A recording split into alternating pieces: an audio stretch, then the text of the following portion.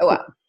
Hey, welcome everybody to the Placer County People podcast. This is Katrina Sawa, one of the co-founders of Placer County People. Me and Eric Lofholm have started this to be a resource for the Placer County area, for people, for businesses, for organizations, kids, anything that you want to highlight in your business. You want to come on to our podcast, let us interview you and share you out to our community, online, offline, because we just believe in giving back. We both live here in Placer County, and we're very successful coaches and speakers and authors, and we want to highlight other people in our community. So that's why we do what we do. Please check out placercountypeople.com. You can sign up to be a guest there. You can submit your events there and find more resources for Placer County. And so my business is jumpstartyourmarketing.com. I am a business and marketing coach, and I love helping people, entrepreneurs, make a lot more money doing what they love. And so that involves looking at what you're doing, big picture, all the way down to the nitty-gritty strategies, marketing, and your websites, and all the little things that make your business a smooth-running, money-making machine. That's what I do. And you can find me at jumpstartyourmarketing.com with a lot of great fun resources there. But I want to turn our attention today to our guest, Dan. And I just can't, Chrystal, right? Is it Chrystal? Chrystal. Yay. Yeah. Dan is so passionate, and he's a great person to have on this podcast. And I want to read you his bio, and then we're going to ask Dan a few questions. We're going to get down and dirty with what's Dan's story. Okay. So Dan Chrystal has over 23 years of ministry and relationship experience. He serves as a pastor for Bayside Church under the dynamic leadership of founding pastor Ray Johnston. Love Ray. Just meeting you, but love Ray. Dan is a vibrant speaker and a dedicated life, career, and couples coach. He holds an MBA in executive leadership from Kaplan University and is currently studying law at Concord Law School. His extensive ministry background has taken him all over the country in varying capacities, including lead pastor and administrative pastor. An avid student of relationship, Dan is passionate about helping others to love their neighbors as themselves. And I love that. And it looks like you have a book there too. What's the name of your book, Dan? Oh, the name of the book is The Lost Art of Relationship. And there's on the inside cover, you'll actually see it says, A Journey to Find the Lost Commandment. Lost Commandment. I love that.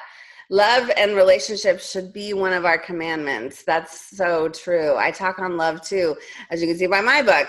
And, I'm all about getting more love in your life as well as money in your business. Let's talk about that though. So what made you start doing things with couples and relationships, and what was it that had you get started on that path? Yeah. So first of all, let me say the book is not just about couples. And I actually titled the book that title because when someone thinks about the word relationship, they instantly think marriage, relational, romance. And what I want to get us back to is understanding that the word relationship is any connection between two or more human beings, because that's really what we were designed for, was to be in connection with each other. So now that I've met you a couple times, we now have started a relationship. That could be a business relationship, a family relationship, a friend relationship. Or kids, your kids, right? Anything at all. Yeah, anything at all. And relationship with ourselves, right? So we have to have a relationship, a really good relationship, mind you, with ourselves first. And then we can be in better relationship with others. Exactly. So that's awesome. And so, but in your couples coaching, tell us a little bit about how you got started with that. Well, I've actually been in ministry, as you mentioned, for over 23 years. And in that time frame, I've been able to spend a lot of time coaching couples, coaching people, whether it's in relational coaching or in life coaching or even in career coaching. But it all comes back to the idea of you cannot live this life outside of relationship with other people. So it especially becomes clear when we are in a couple relationship with another person. That's when most of our insecurities come out. That's when most of our inhibitions are known, and that person gets to know us for who we really are. And so we have to take the blinders off. And so how do you do that? How do you live life in relationship with other people and not be hiding or having some kind of facade that covers who you really are? So true. I call it a mask, right? I was wearing a mask for many years in my starter marriage.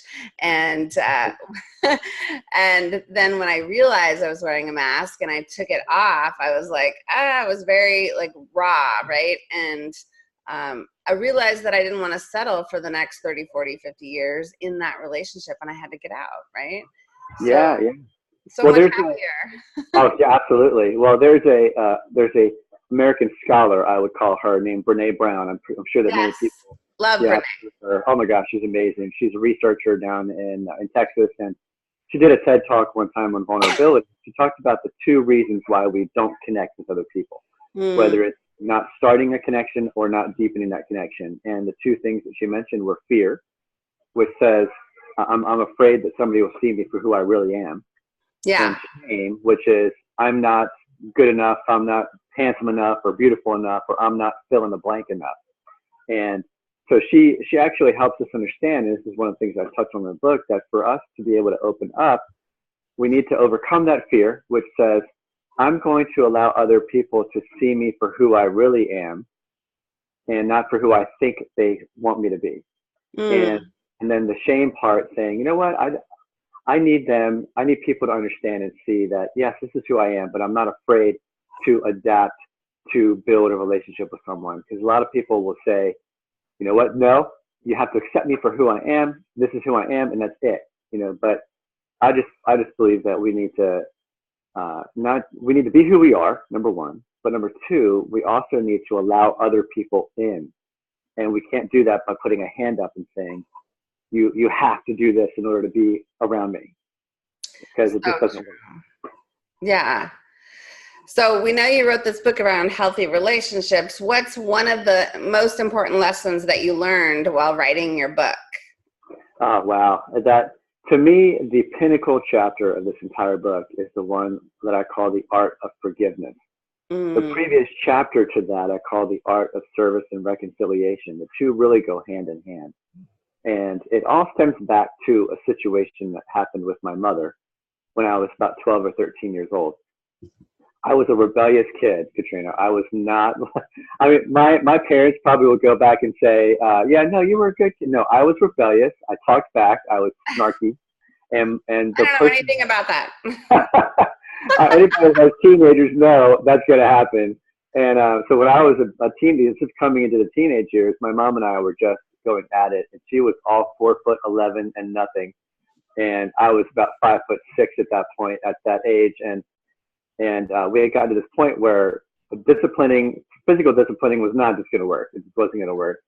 And so one time she came down to actually slap me in my disrespectful mouth, which I probably deserved. And I stopped her. I grabbed her hand and stopped her. And that changed the relationship. And then it became more verbal battles at that point. And in the heat of an argument, I don't even remember what that argument was about.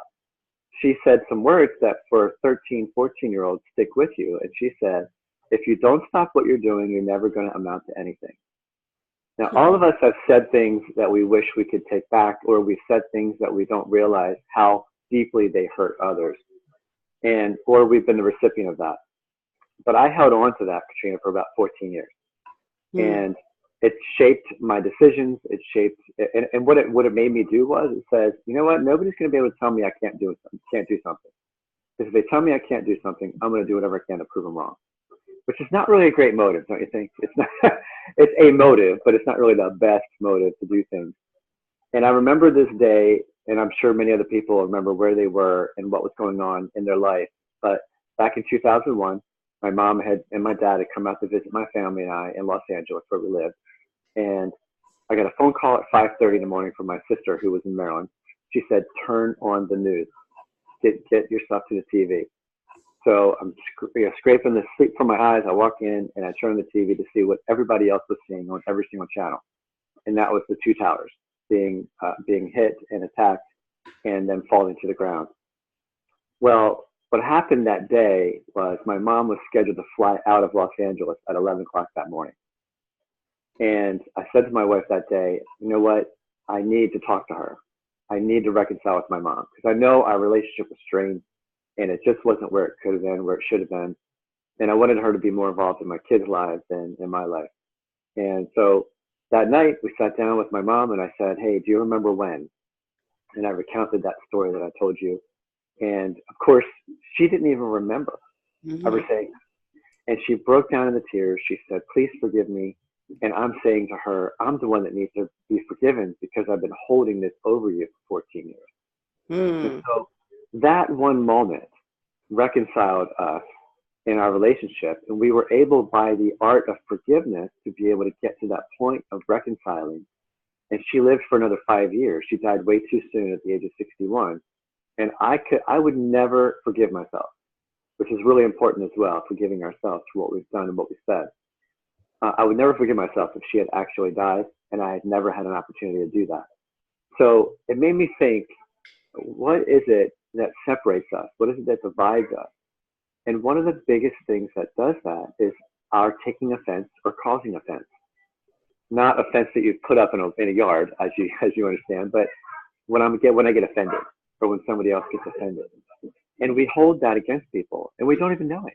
But it influences and taints and poisons our relationships.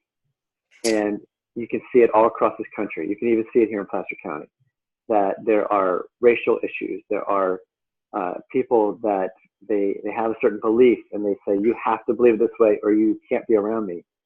And I just think that our relationships would be so much more meaningful, more influential.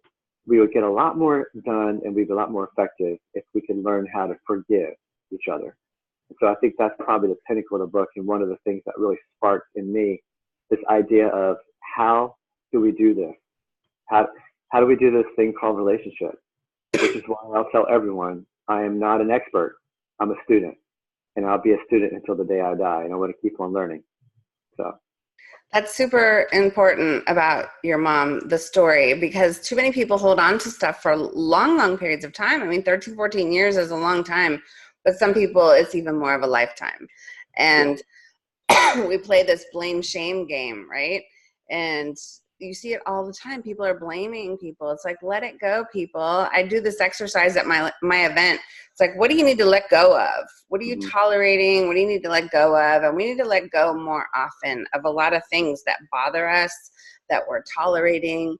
That doesn't mean you need to settle and stay with bad situations or people, but we got to stop carrying all this like baggage with us, right?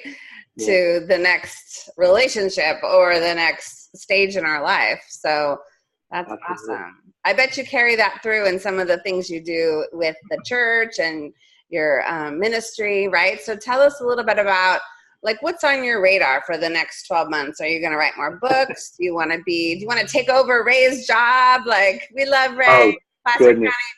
I don't know if you'll be able to do that. Maybe you can like start your own church.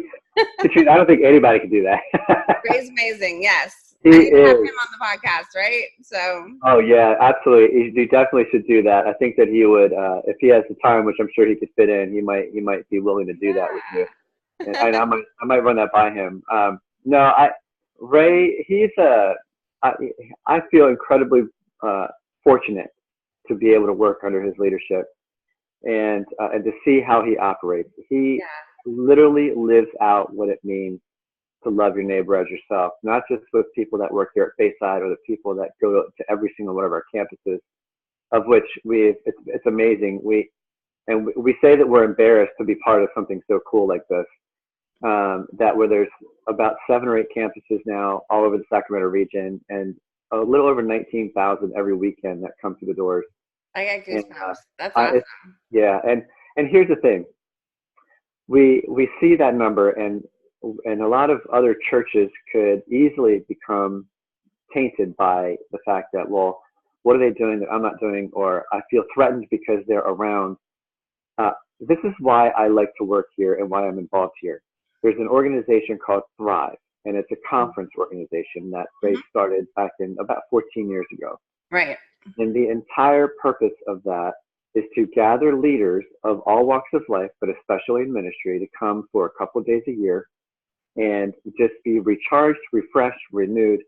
And we have about 7 or 8, 9 different rules that we give at the beginning of each conference. Follow me here. This is going to be a key part of this. Is, hey, when you walk in the door, there's no denomination here. Mm-hmm. There's no separation here. So leave your denomination at the door and come in and be a part of this big family that's coming together and going to have a good time. We're going to learn a lot. We're going to worship God together. And then they say, if anybody asks you what the size of your church is, your answer should be about 1,000.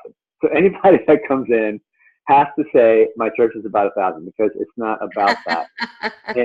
And one of my roles here at Thrive, which I get to do, is I get to build relationships with churches and pastors and leaders all around the Northern California, Nevada, Southern California, and I've been reaching up into Washington State. And so I get a chance to get to meet them, talk to them, and I hate to say this, but invite them in, because a lot of people feel like they need that invitation. But it's one of the most accessible conferences and leadership conferences that I've seen across the nation. And I get to be a part of that and build relationship with those leaders in those churches, so that we can get people to be involved here. And that's one of Ray's heart. That's part of his heart. It's one of his ministries, is to resource everyone so that they have what they need to do what we believe God's called them to do. So that's on my radar for the next 12 months. I love it. And so I know, when is that coming up? I've seen it before in the past. Yeah, we actually have 5 conferences throughout the year. One of them is in January, and that's a 2-day student conference. So high schools, middle schoolers, and youth pastors, youth leaders, and all over the region. They come for 2 days. About 2,500 people just converge on this campus, and it's one of the most energetic. If you don't want to be tired, then don't come to that conference. But, right. Well, high school and kids. I mean, like, oh yeah, I can imagine, and the music and all that kind of thing. Yeah, it's amazing. And then in February, we have a women's conference specifically geared towards women. Only women can come. If you're a man and you want to volunteer, you have to be volunteering in the parking lot. That's how we do it. And that's in February. It's February 15th and 16th. And then we travel down to Southern California in the Palm Desert area, and we do a leadership conference there. And we have about 2,500 people that come to that conference as well, from all over the Southern California area. And we've got pastors that are bringing about 100 different leaders to that conference, and they consider that their retreat away from their own ministry. And we're super stoked to go down there this year.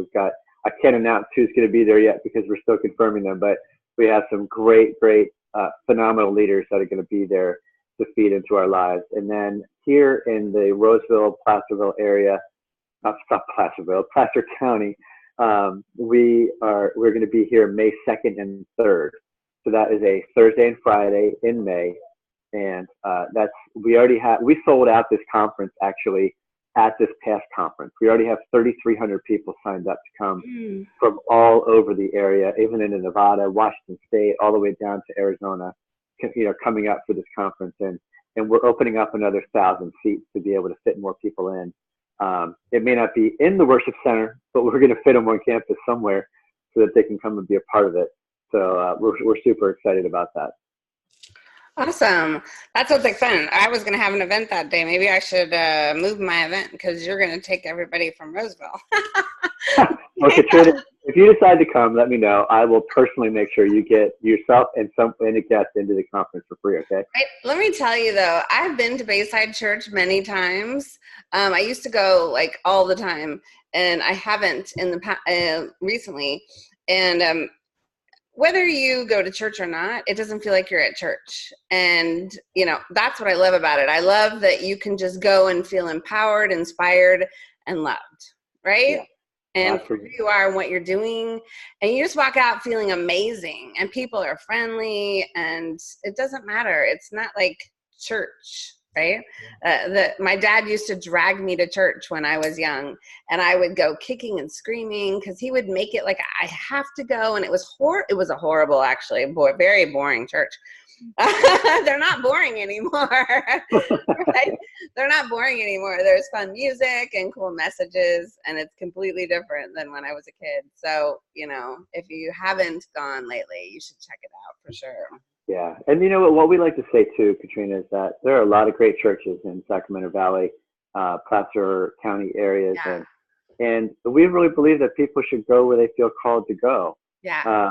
We're not in competition with other churches, and we don't want to be in competition with them. We want to help influence people to even attend there in their communities. And so that's just one of the super cool things about it. And we actually, the phrase we like to use is that Bayside is a church for people who don't like church. Right. Well, Yeah. and frankly, that was me, for a long time. And so I don't want to be preached at. I love stories though. And it's all about stories and life stuff. And so that's what I love about it. So yeah. Well, gosh, Dan. So beyond, that sounds like you have a pretty full life. What about your personal life? Do you have family, kids? What's your favorite hobby? Oh, wow. Well, my favorite hobby is literally to spend time with family. We like to get together. We actually moved up to Lincoln recently, about a year ago, and we're creating a space that we can not only invite family, but have friends and people come up and use our property to be able to build relationships. So we're really looking forward to that. But I'm married. I'm to my wife Tanya. She's an oral surgeon in the area, and I would say the best. You know what I actually tell people? I have the best oral surgeon, and I get to sleep with my oral surgeon. That would you best really want to say that. I'm sure that might be the case. Anyway, she works in the area at several different locations, and she works in Roseville. She actually goes down even to Elk Grove once or twice a month, but she mainly is focused in the Placer County area, Roseville, Lincoln, and so she does that. And we have two kids. We have an older daughter who's 24, and we have a younger daughter who's going to be turning 19. And we actually have two grandkids, believe it or not. Thank you for that shocking face. Yeah. I was just going to say, like, you don't look like you should have a 24-year-old either, Dan. I'm like, just saying. Okay, you're my new favorite person on the entire planet. You now become my new favorite person. Yeah, so yeah, we have two grandkids. We have one turning 5, and his name's Jeremiah, and he is just a delight to be around, and one of the super sweet kids. And we have a 16-month-old granddaughter who lives with us, and she's a complete ball of joy anytime. And she's a hugger, which is amazing for me because I'm a hugger too. So it's really special. Yeah. I just saw this video on Facebook yesterday. My husband always finds these random things, these fun things, but then these controversial things. I never see all that stuff. I see business on Facebook. And it was this little girl at a festival, like they were at a festival, and the family was trying to leave, and she was just walking up to random people, hugging them, saying goodbye. Like she hugged like 20 people in this video. It was amazing. She was just walking around hugging people. Kids have no boundaries. They have no fear. They have no barriers, and it's just fun. It was just a great little ball of love, like you say, watching. Yeah. It's life is very full, and we like it that way, even though sometimes we get overwhelmed by how busy we are, because I actually do some life coaching and career coaching on the side, and now of course I'm marketing the book and trying to really get it out there. Yeah. Not just in the area, but nationally. I mean, we've really gone national with it, and then also too, I am currently in law school, as you mentioned, and my wife and I are actually doing that together. We're doing online law school together. Well, that's interesting. Yeah. We have different classes, different teachers, same classes, and so it's been fun for us to be able to spend our time kind of studying together, bouncing some ideas off each other, being frustrated at grades that we get because we think the professor should be giving us better grades, and so somebody once told us, we're like, well, you seem like you have a lot on your plate, and you just decided, we're going to law school. Yes, is the answer to that question. Yeah, and so the question is, like, well, what do you plan on doing with a law degree when you get one? Do you have a plan? I do. Yeah, we both do. My wife, she is still working out exactly what that looks like, but she's been in the medical dental field. She has a dual degree, an MD and a DDS, for years now, and she is a big proponent of making sure the truth comes out, because there are a lot of things that happen whether it's the patient or the doctor or the insurance company. She doesn't want to just represent just one. She wants to be the one that helps bring the truth out. And so she is thinking about going that direction. And for me, I am in the business of helping churches and helping leaders, and whatever I can do to enhance that credibility, bring credibility to how I can help relationally, whether it's between somebody in the church where I can help come in and maybe mediate that or help be a part of that legally. I'd like to do that because I just think it's super important that, especially the churches that are out there, that we become the example of what it means to love others. And we can't do that if we're really battling inside with each other, or even other churches battling churches, or some of the things that churches face, and even in society today, that are that's kind of hindering what they're trying to accomplish, which really is, hey, and I know there's a lot of people out there that I should say a small amount of people out there that are making it really difficult for the rest of us. You know, they have these opinions and they're very staunch, and they attack things and people.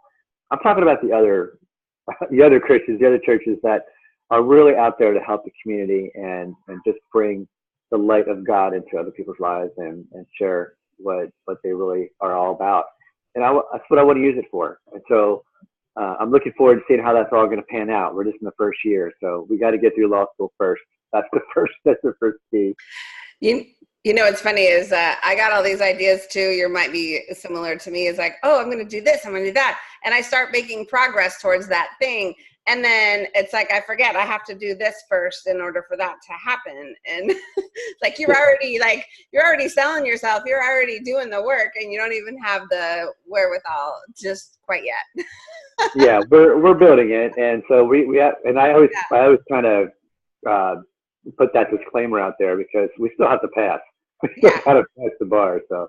Yeah, I always tell the story. It's because I'm all about helping entrepreneurs, and people think they're just going to print a business card and put up their own website, and boop, they're going to make a lot of money being a business owner.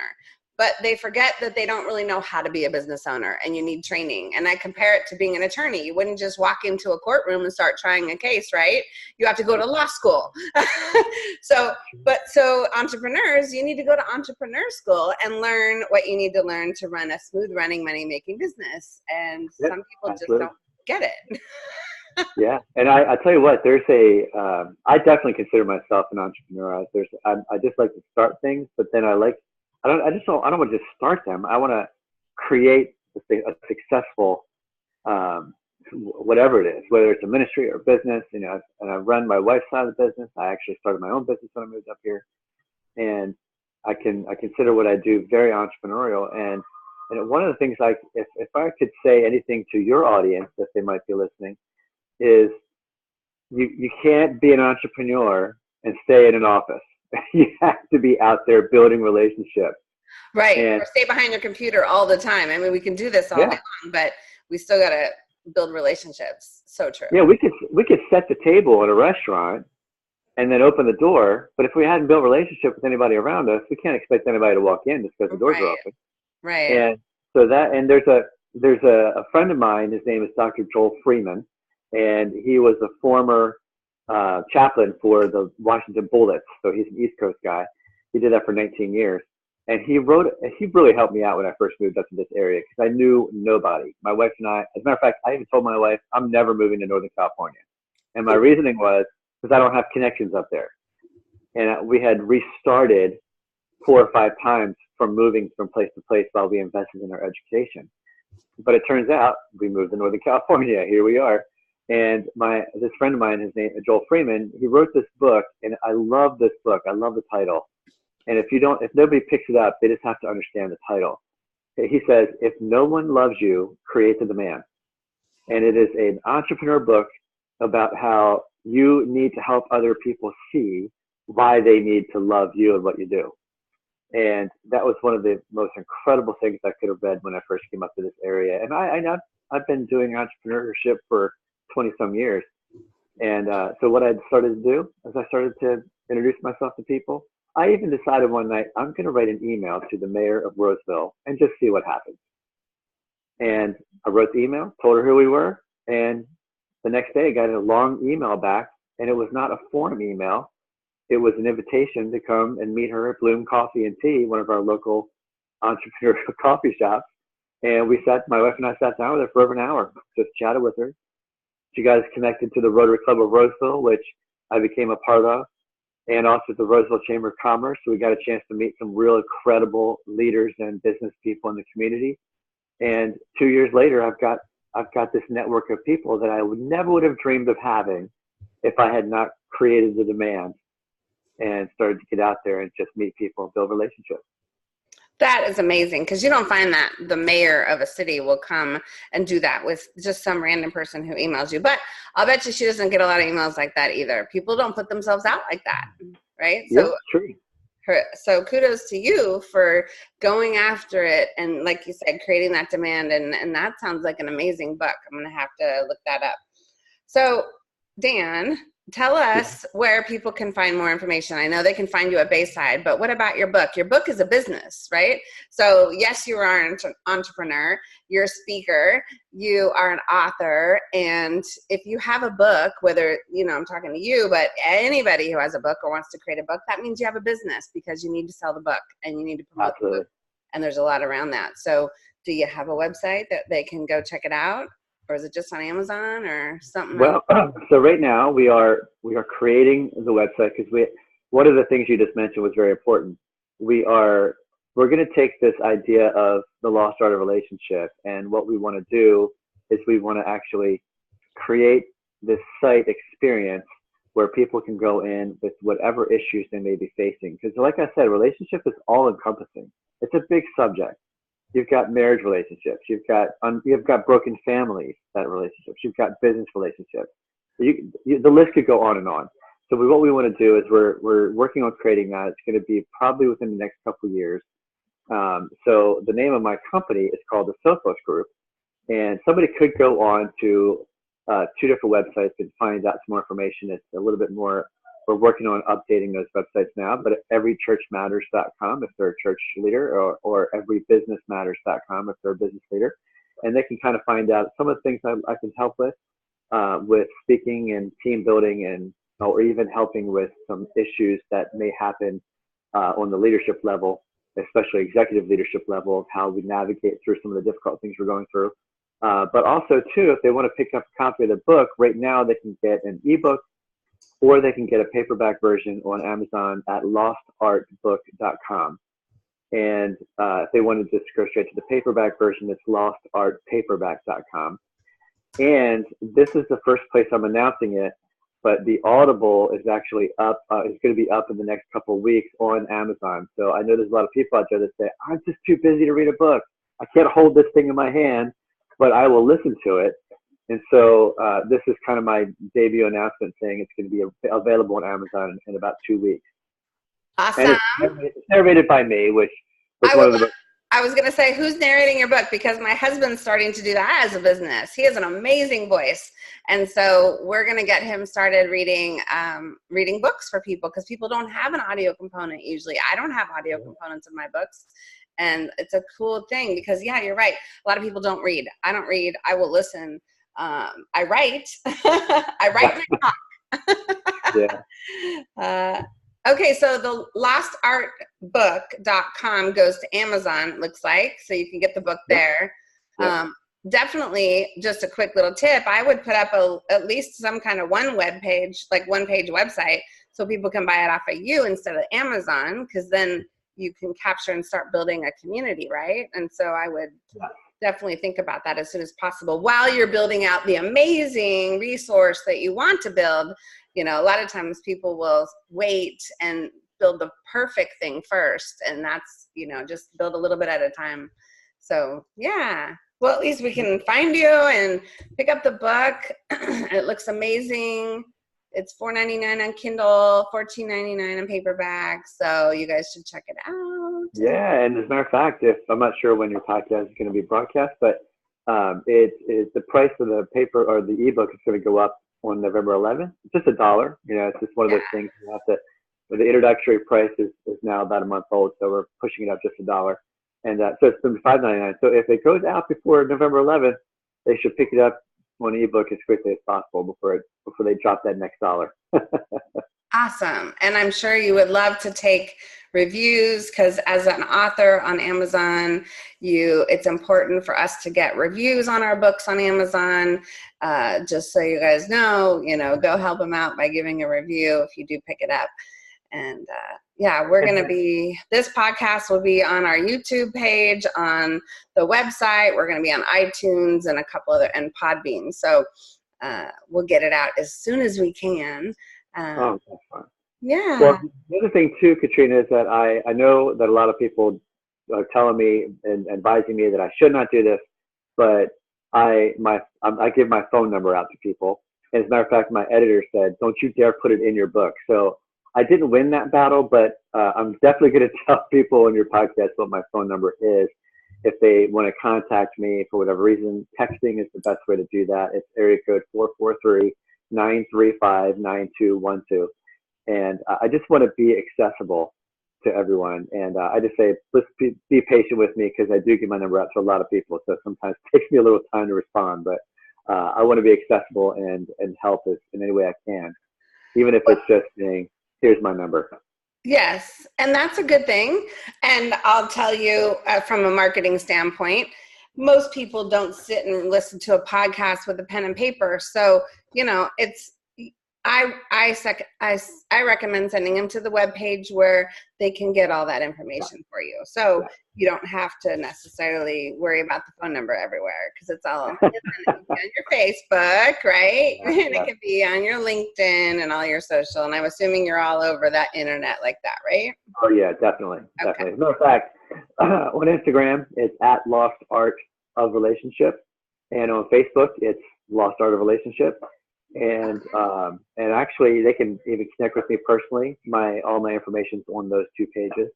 And Perfect. On Twitter, they can follow me at @dschrystal. So those are just a couple of the places. And then LinkedIn, of course, I'm on there. Oh yeah, I'm all over the place, Katrina. It was weird getting all those things started, but it feels good now. Yes, I know. And a lot of people, especially that start their own businesses or become an author, they think, why do I need all that? Or I do Facebook for personal. I don't need any of that. And you do, if you really want to not only sell books, but selling books is spreading your message. It's impacting more people. If you are a writer and you do have a book, I would hope that the goal that you have is, or one of them is, to get your message out to the masses, right? We just don't want it to be a secret. So you have to figure out a good marketing strategy, whether it's a little bit or a lot. We got to get you in front of more people more often and in more ways. So absolutely. Good. Well, thank you. It's been a pleasure having you today on the Placer County People podcast. And I want to remind people to go to placercountypeople.com to check out and see how you can be a guest on a podcast, as well as our upcoming monthly events. We have monthly mixers for business owners every month, usually except December. And so you can find those there and submit your own events. And I can't wait till that site is like really the site to go to in Placer County. So Dan, thank you. Dan, Chrystal, thank you for being here and sharing your experiences, your stories, and your book with us. And we're going to see you at Bayside. Yeah, I hope so. And Katrina, thank you so much. It's really an honor to be invited and to be on this podcast. Thank you very much. You're welcome. All right. Well, this is Katrina Sawa signing off. Go check out placercountypeople.com and jumpstartyourmarketing.com and find me all over social as well. I would love to talk to you. Thank you. Bye now.